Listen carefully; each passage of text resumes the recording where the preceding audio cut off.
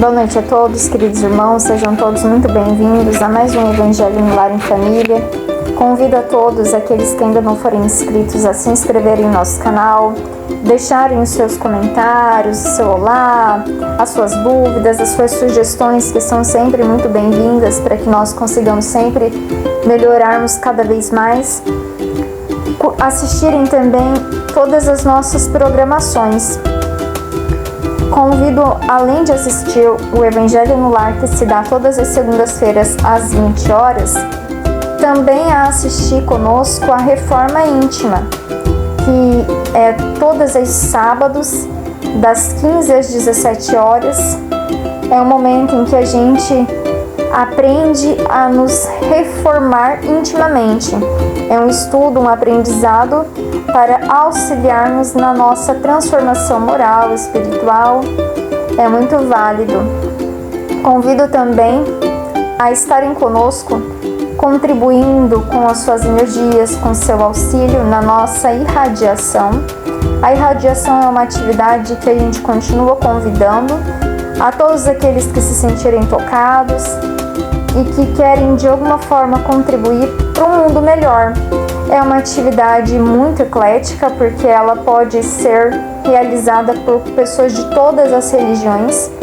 Não é uma atividade meramente espírita, é qualquer ser humano que tenha essa abertura, queira exercitar essa caridade, doando-se. É um momento além de auxiliar a nós mesmos, porque todo o trabalho auxilia também a nós mesmos, de doar as nossas energias, nossos pensamentos, os nossos sentimentos aos benfeitores, aos anjos guardiões, aos anjos, aqueles santos da sua devoção, que são nada mais, nada menos do que aqueles benfeitores, aqueles servos de Deus que se utilizam dessa energia, dessa egrégora, para então auxiliar e socorrer aqueles que necessitam. Sejam eles quem forem, encarnados ou desencarnados, quais forem as necessidades de uma cura física, de um auxílio espiritual, auxílio na guerra.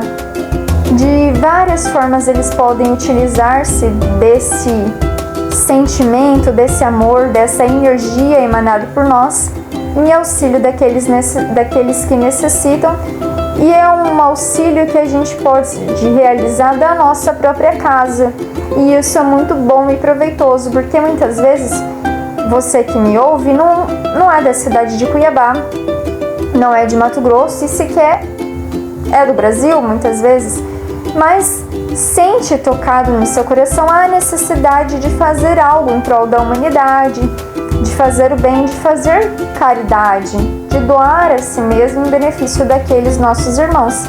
E está feito então um convite, e aqueles que quiserem participar, todo o final do nosso vídeo e no nosso canal tem o nosso telefone de contato.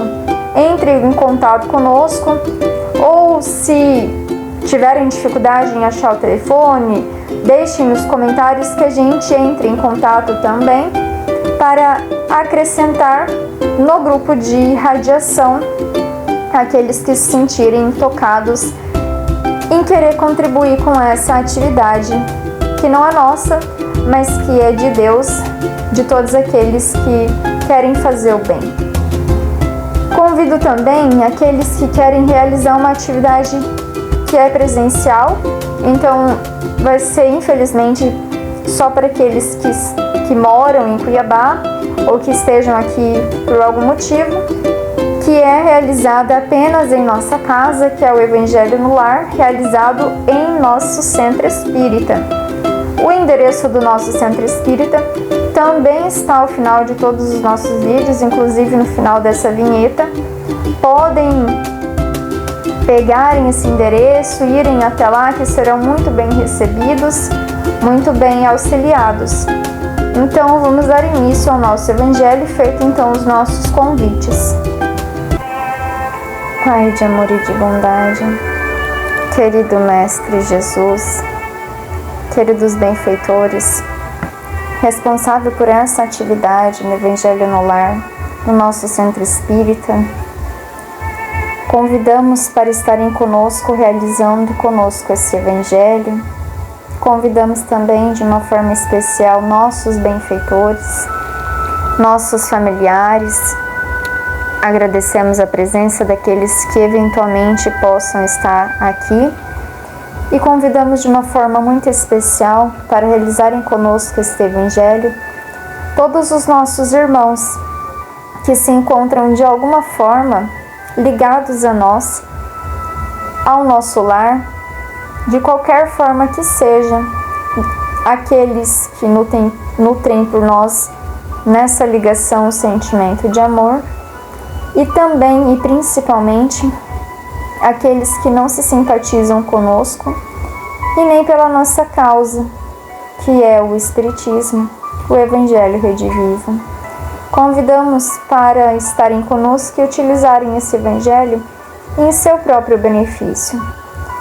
E pedimos aos nossos benfeitores o auxílio na interpretação e no entendimento da lição, para que nós consigamos extrair dela o máximo que nossa capacidade ainda limitada nos permite, mas aquilo que é de essencial para a nossa transformação moral, espiritual e também para o nosso lar e os nossos familiares.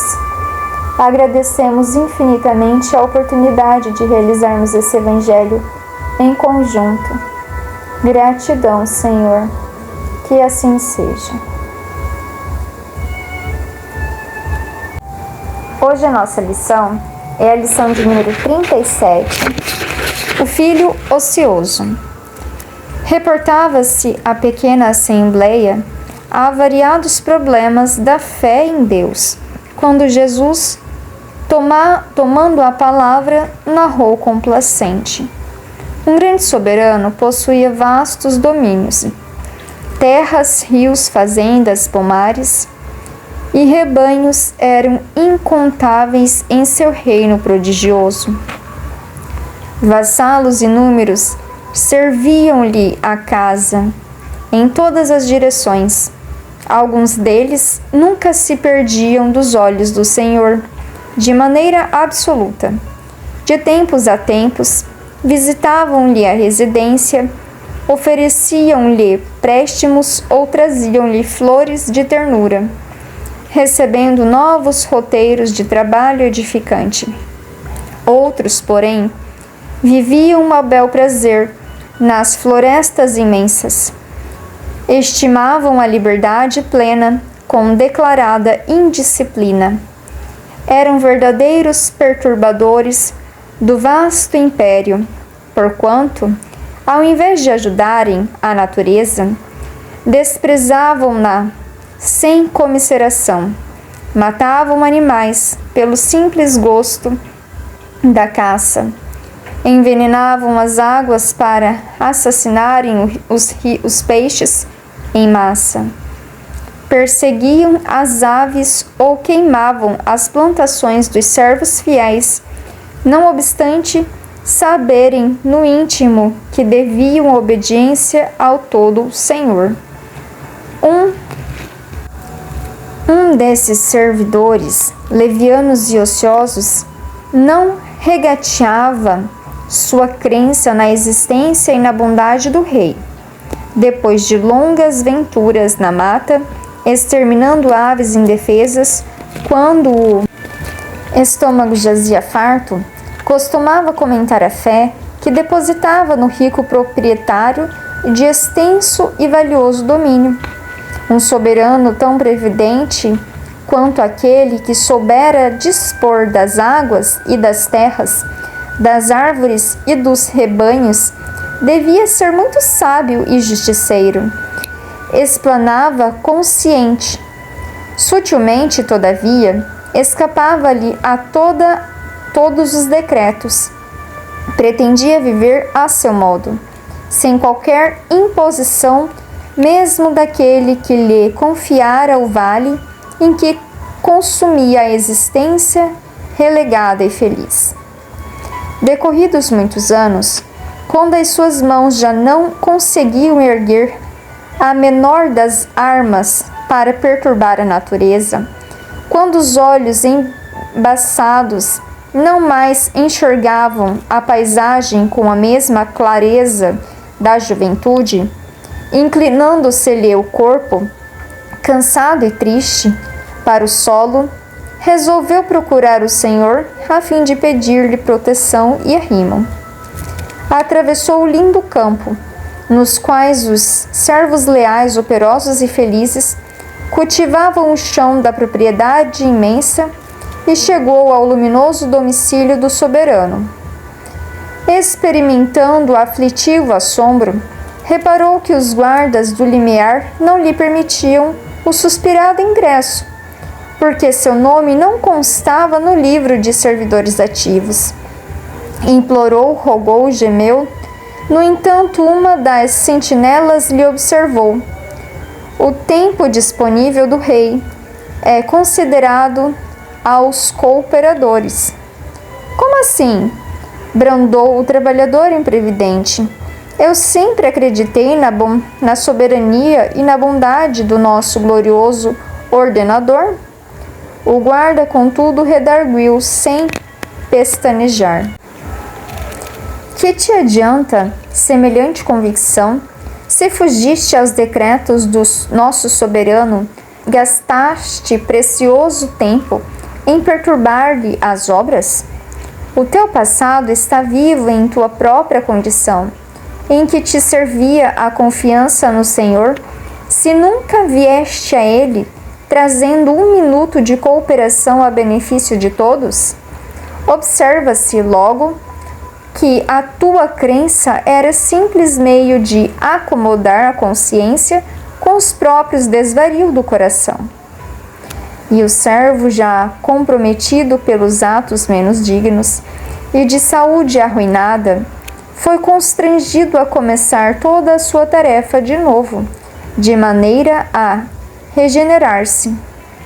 O mestre calou-se durante alguns momentos e concluiu: aqui temos a imagem de todo ocioso filho de Deus, o homem valioso e inteligente, que admite a existência no eterno Pai, que lhe conhece o poder, a justiça e a bondade, através da própria extensão física da natureza, e que lhe não o visita em simples oração, de quando em quando, nem lhe honra as leis com o mínimo gesto de amparo aos semelhantes, sem o mais leve traço de interesse nos propósitos do grande soberano, poderá retirar alguma vantagem de suas convicções inúteis e mortas?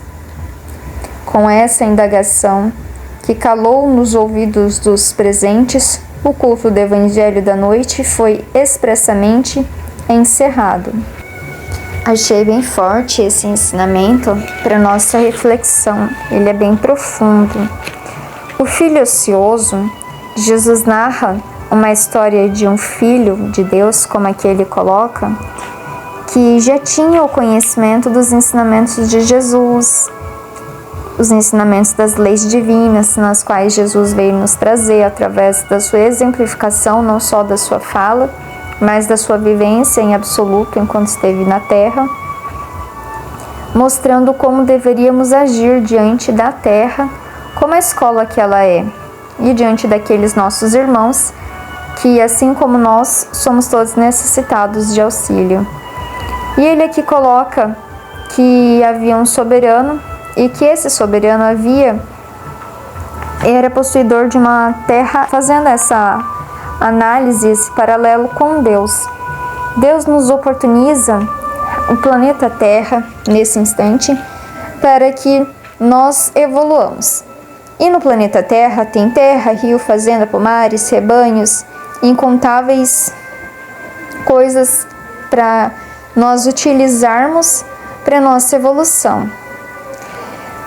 E ele coloca que havia dois tipos de servidores: aqueles que estavam intimamente ligados ao Senhor e que trabalhavam para Ele e que eram muito próximos a Ele, que de tanto em tanto, inclusive, até lhes trazia flores, e que trabalhava nesse pomar e mudava, aprimorava o seu trabalho, né? Aqui coloca, recebendo novos roteiros de trabalho edificante.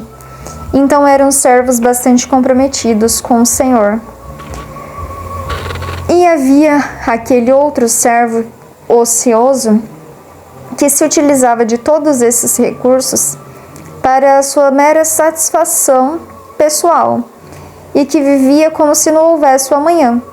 Matava os animais para se alimentar, matava inúmeros peixes, envenenando a água para que esses peixes morressem em massa.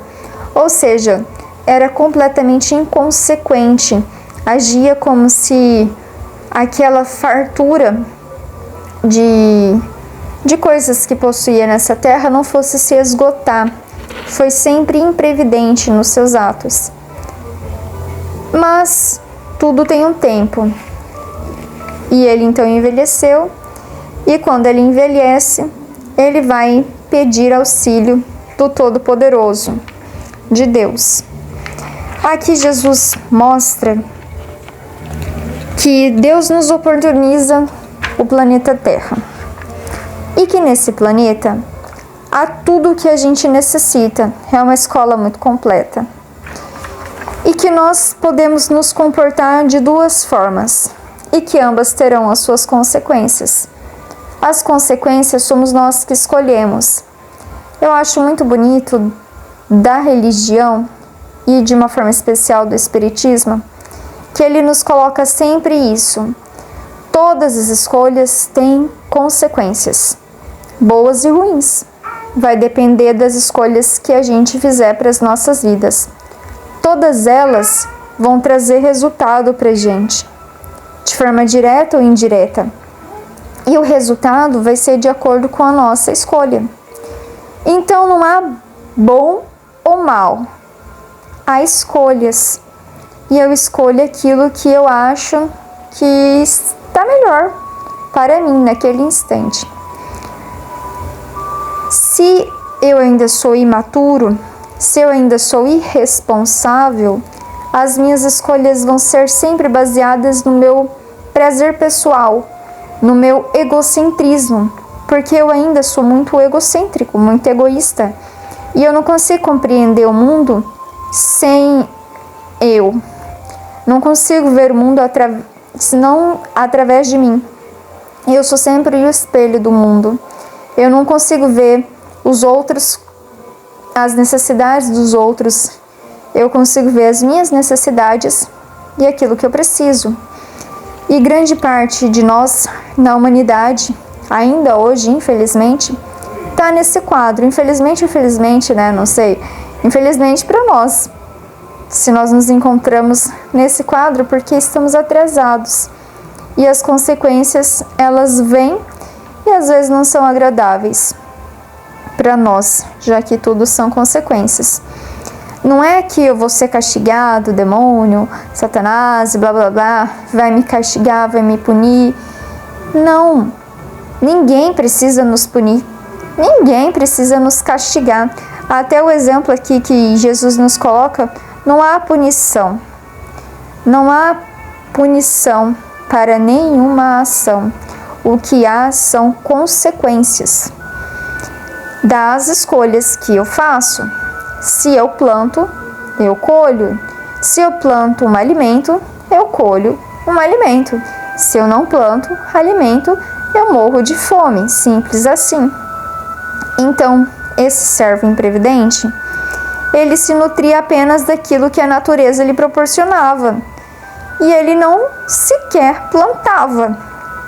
Ele mostra aqui que os servos mais próximos do Senhor, ele aproveitava desse solo fértil e tinha as suas plantações e os seus trabalhos, enquanto o servo imprevidente se utilizava até o último de tudo que havia na natureza.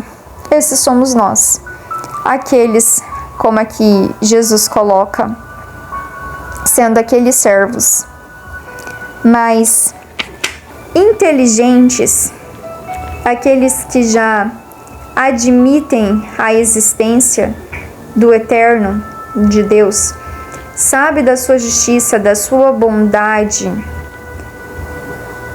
e utiliza dessa justiça, dessa bondade, desse ensinamento para fazer boas escolhas, para se desenvolver, para evoluir, para fazer uma boa plantação de si mesmo, para fazer reforma íntima, adquirindo as suas obras interiores, a sua transformação moral, os seus frutos,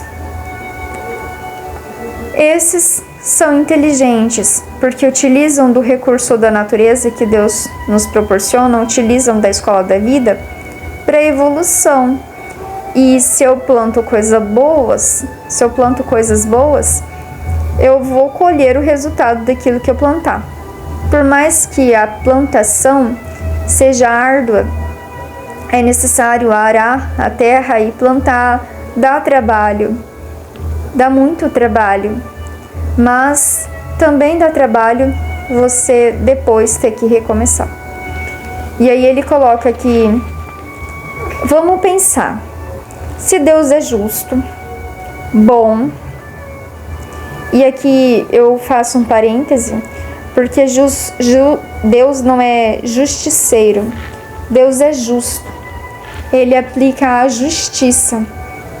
Ele não aplica a justiça a seu bel prazer.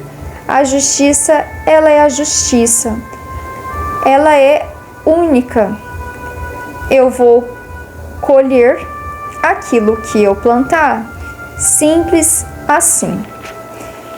Então Jesus aqui coloca que essa pessoa que é inteligente, que admite a existência do Eterno, que lhe conhece o poder, a justiça, a bondade, através da própria criação, da própria extensão física da natureza, que não visita simplesmente, que não o visita em simples oração, e aqui Jesus coloca em simples oração, que não nos compete apenas pedir, nem orar. Oração significa orar com ação. Pedir, sim, porque ainda somos eternos pedintes, ainda somos muito imperfeitos, então pedimos, mas que os nossos pedidos sejam sempre espirituais, que nós possamos pedir força, coragem, resignação, para que a gente consiga ter essas virtudes em nós para conseguirmos ultrapassar os nossos limites morais, para que a gente consiga evoluir e não fazer simplesmente um pedido, eu quero uma casa, eu quero um carro, eu quero isso, quero bens materiais.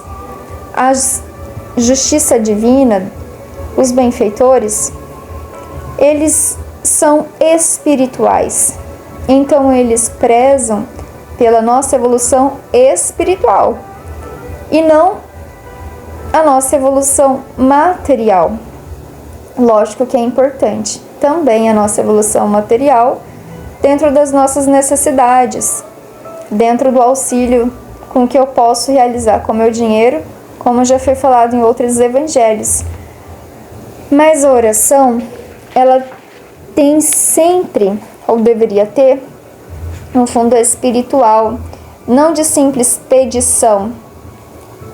Por isso ele coloca aqui simples oração, mas de profunda conexão com o Pai. E isso se dá somente com ação, com exemplificação, com experiências, com contato com Deus. E isso vai depender da ação. De quando em quando, nem ler honra as leis com o mínimo gesto de amparo aos semelhantes, sem o mais leve traço de interesse nos propósitos do soberano, poderá retirar alguma vantagem de suas convicções inúteis e mortas? Jesus aqui pergunta pra gente.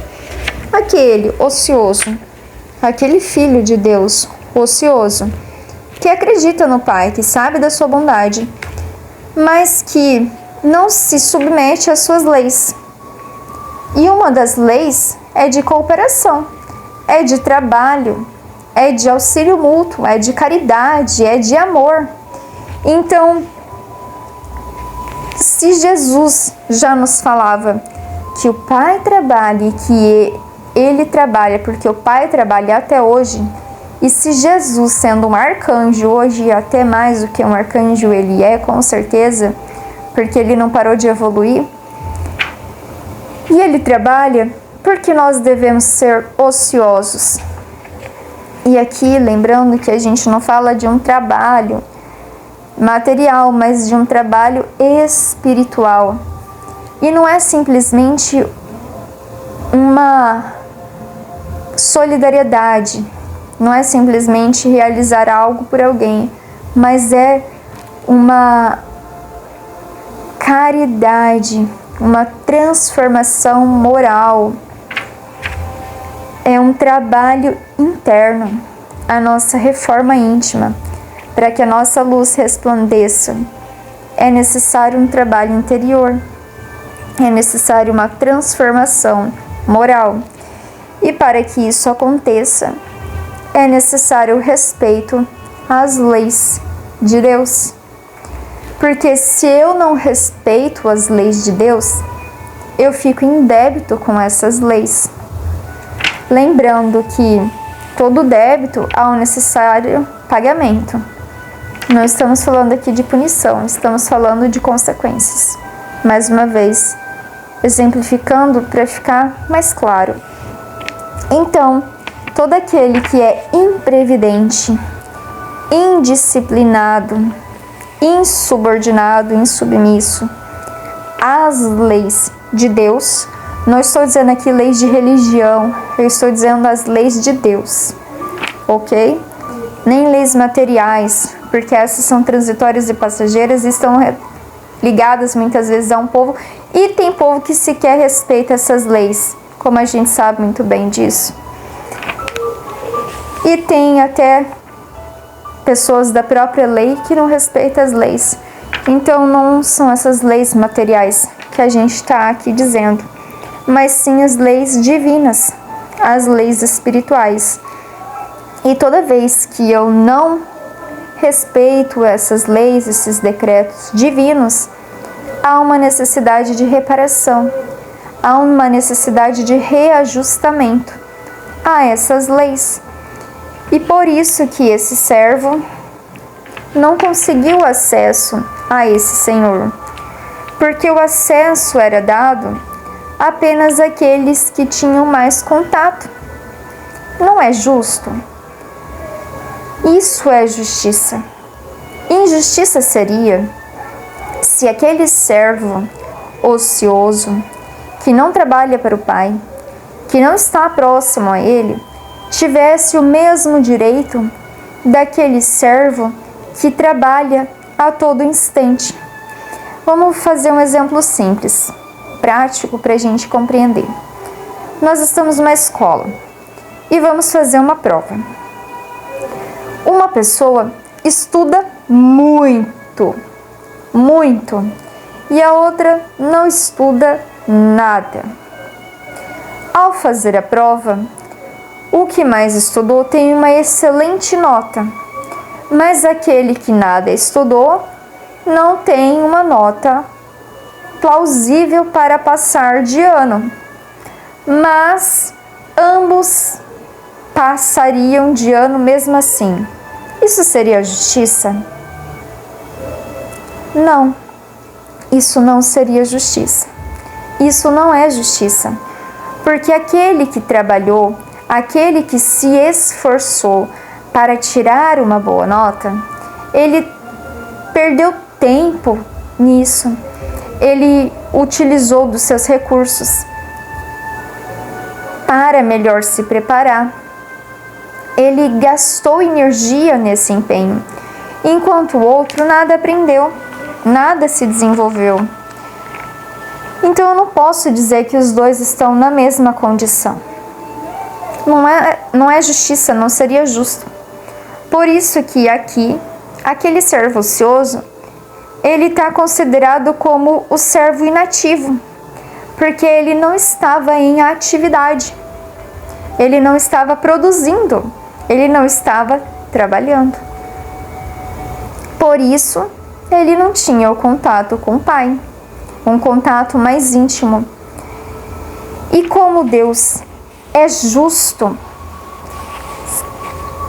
nós não entraremos no reino dos céus pela porta larga, como dizia o Cristo, pelos caminhos desviados, pela ociosidade.